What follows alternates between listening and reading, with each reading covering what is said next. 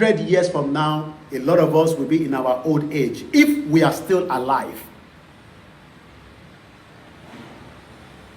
The time is now to speak out. Torí pé tí ó bá máa fi di 2027, kí ọkàn máa jáde pé ẹ̀ẹ́dẹ̀ sọ̀rọ̀ nígbà tẹ́ kẹ́ sọ̀rọ̀. Every one of us must continue to speak out in whatever ways. And church tó bá ń lọ, tó bá ní wọ́n fẹ́ Yorùbá nation, church pọ̀, leave that church and go to another church. Àìmọye church tó fẹ́ Yorùbá nation tó tẹ̀rẹ́ ní báwọn attend. Mo kí Pastor Mo ẹ káàbọ̀ mọ́.